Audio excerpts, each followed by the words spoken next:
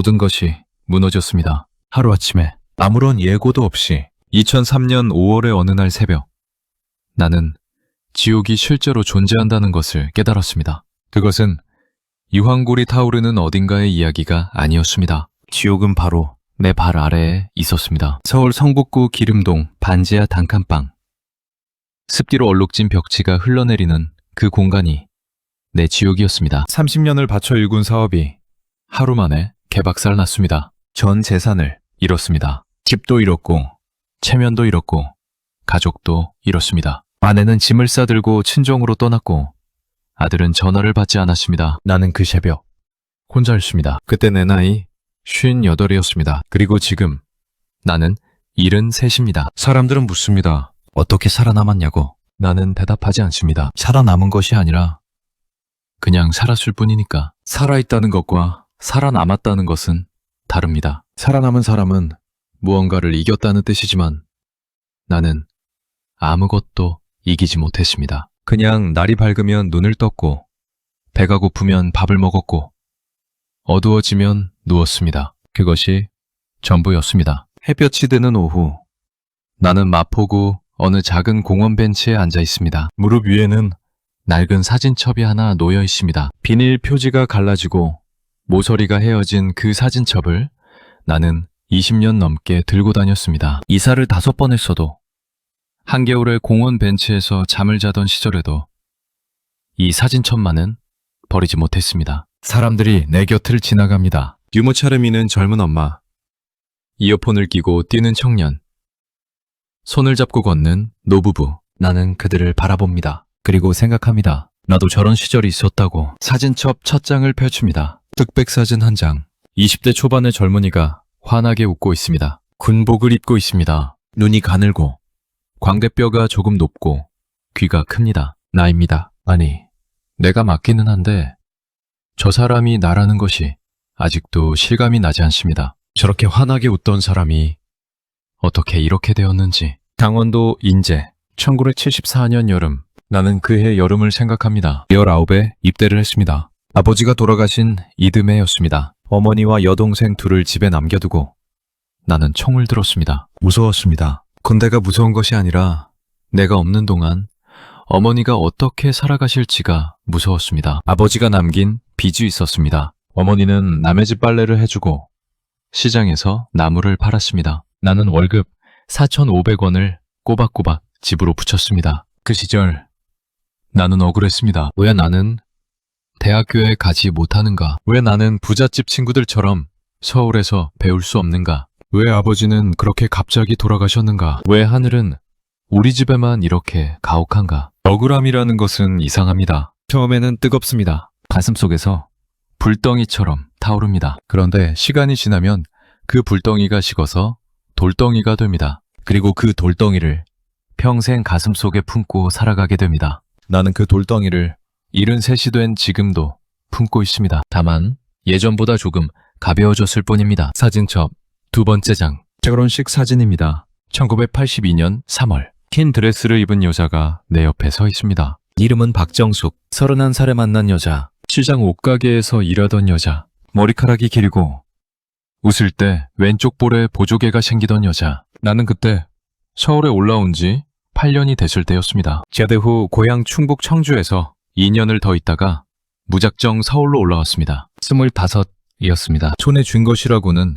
작은 보따리 하나와 5,000원짜리 지폐 2장뿐이었습니다. 서울은 크고 시끄럽고 차갑고 빠른 곳이었습니다. 나는 처음에 공사판에서 일했습니다. 시멘트를 나르고 철근을 묶고 벽돌을 쌓았습니다. 손이 터지고 등이 굽어가는 것 같았습니다. 그래도 나는 멈추지 않았습니다. 낮에는 일하고 밤에는 배웠습니다. 야간 상업학교에 등록해서 부기를 배우고 주판을 배우고 타자를 배웠습니다. 남들이 자는 시간에 나는 공부했습니다. 억울하게 빼앗긴 시간을 되찾으려는 것처럼. 29에 작은 철물점에 취직했습니다. 33세 독립해서 내 가게를 열었습니다. 나는 그 가게를 내 목숨처럼 아꼈습니다. 정수기와 결혼하고 아들 재훈이를 낳고 성북구에 작은 집도 샀습니다. 모든 것이 제자리를 찾아가는 것 같았습니다. 지옥 같던 시절이 끝나고 드디어 내 인생이 시작되는 것 같았습니다. 그런데 인생은 그렇게 단순하지 않습니다. 사진첩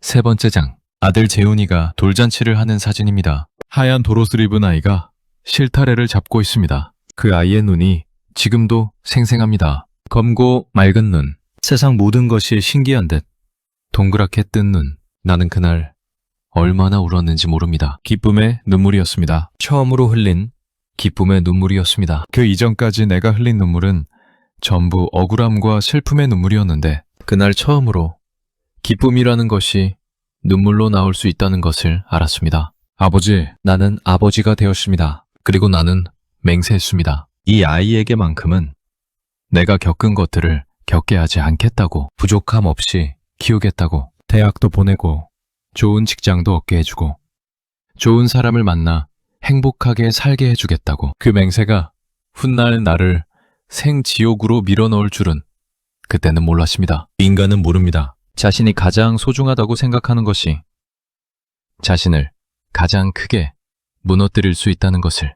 1990년대가 되었습니다. 사업이 커졌습니다. 철물점 하나로 시작했던 것이 건자재 도매로 커지고 직원이 생기고 트럭이 생겼습니다. 남북에 사무실을 냈고 아파트로 이사를 했고 아들 재훈이는 서울 시내 좋은 중학교에 다녔습니다. 나는 성공했다고 생각했습니다. 그러나 나는 몰랐습니다. 내가 성공한 것이 아니라 거품 위에 서 있었다는 것을. 2000년대가 시작되면서 건설 경기가 흔들리기 시작했습니다. 거래처 하나가 부도를 냈습니다. 나는 그 어음을 받아놓은 상태였습니다. 억 단위의 돈이 한순간에 공중으로 사라졌습니다. 그 공백을 메우기 위해 대출을 받았습니다. 대출을 갚기 위해 또 대출을 받았습니다. 그렇게 빚이 빚을 먹으면서 커졌습니다. 나는 보이지 않는 구렁텅이로 조금씩 빠져들고 있었습니다. 그러면서도 아들에게는 아무 말도 하지 않았습니다. 아들은 그 무렵 대학교 2학년이었습니다. 서울의 꽤 좋은 대학에 다니고 있었고 학비가 많이 들었지만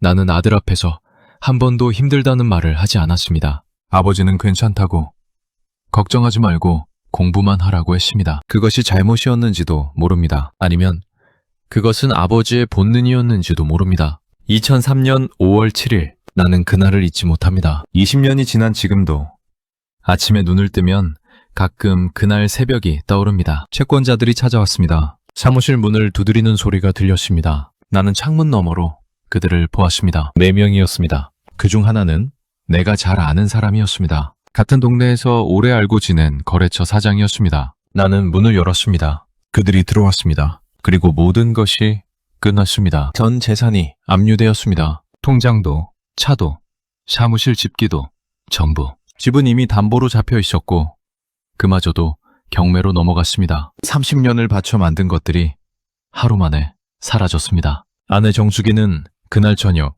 말없이 짐을 쌌습니다. 나는 막지 않았습니다. 막을 수가 없었습니다. 아들 재훈이에게 전화를 했습니다. 받지 않았습니다. 문자를 남겼습니다. 답이 없었습니다. 나는 혼자였습니다. 성북구 기름동 반지하 단칸방. 그것이 내가 모든 것을 정리하고 찾아간 마지막 공간이었습니다. 오래전 처음 서울에 올라와서 잠시 살았던 동네 근처. 오래된 연립주택의 지하 계단을 내려가면 있는 방. 보증금 50만 원에 월세 20만 원. 벽에서 습기가 올라왔습니다. 창문 너머로는 지나가는 사람들의 발만 보였습니다. 나는 그 방 안에서 사흘을 나오지 않았습니다. 먹지도 않았습니다. 자지도 못했습니다. 그냥 천장을 바라보았습니다. 천장에 물곰팡이가 피어 있었습니다. 검고 둥근 곰팡이 얼룩. 나는 그것을 오래 바라보았습니다. 이상하게도 그 얼룩이 얼굴처럼 보였습니다. 눈도 있고 코도 있고 입도 있는 얼굴. 그 얼굴이 나를 내려다보고 있었습니다. 나는 물었습니다. 소리내지 않고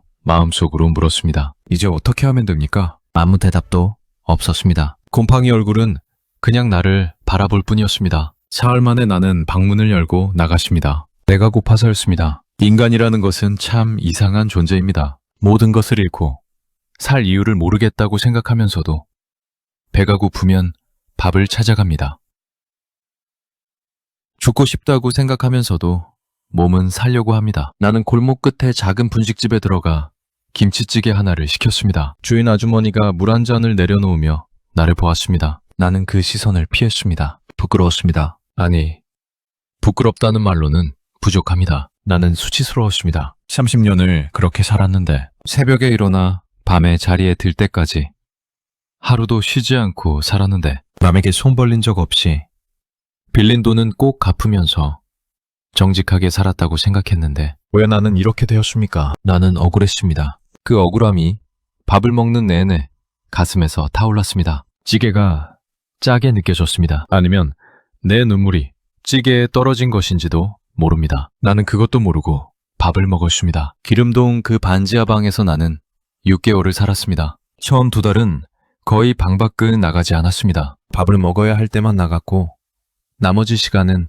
방 안에 웅크리고 있었습니다. 가져온 돈이 줄어들었습니다. 수중에 있던 현금 30만 원이 다 떨어질 때쯤 나는 처음으로 일자리를 찾으러 나갔습니다. 58살이었습니다. 건설 현장에서 사람을 구한다는 말을 들었습니다. 나는 찾아갔습니다. 현장 소장이 나를 위아래로 훑어보았습니다. 나이가 몇이냐고 물었습니다. 58이라고 했습니다. 소장은 잠깐 망설이더니 나이가 좀 많지 않냐고 했습니다. 나는 일은 할 수 있다고 했습니다. 그는 잡부로 쓰겠다고 했습니다. 나는 고개를 끄덕였습니다. 그것이 내 2번째 인생의 시작이었습니다. 공사판 잡부로 일한다는 것은 30년 전 처음 서울에 올라갔을 때로 돌아가는 것이었습니다. 그때는 젊었습니다. 몸이 힘들어도 버틸 수 있었습니다. 하지만 지금은 달랐습니다. 하루 일하고 나면 허리와 무릎이 욱신거렸습니다. 손이 다시 거칠어지기 시작했습니다. 그래도 나는 나갔습니다. 매일 아침 나갔습니다. 집에 있으면 생각이 너무 많아졌습니다. 생각이 많아지면 가슴이 답답해지고 가슴이 답답해지면 숨을 쉬기가 힘들어졌습니다. 그래서 나는 나갔습니다. 일이 힘들어도 몸이 바쁘면 머리가 한결 조용해졌습니다. 어느 날 저녁 일을 마치고 골목을 걷다가 전화가 왔습니다. 아들 재훈이었습니다. 가슴이 철렁했습니다. 여보세요? 목소리가 나오지 않아서 2번 시도한 후에야 겨우 말할 수 있었습니다. 아들이 말했습니다. 아버지, 어디 계세요? 어디 있느냐고 물었습니다. 나는 잘 지낸다고 했습니다. 아들은 한동안 말이 없었습니다. 그러더니 알겠다고 했습니다. 그리고 전화가 끊어졌습니다. 나는 그 골목에 한참 서 있었습니다. 가로등 불빛이 아스팔트에 길게 뻗어 있었습니다. 아들의 목소리가 떨렸다는 것을 나는 나중에서야 알았습니다. 그 순간에는 너무 오래 살아남으려 버티느라 그것을 알아채지 못했습니다. 나는 그렇게 조금씩 무너지는 척 버티고 있었습니다.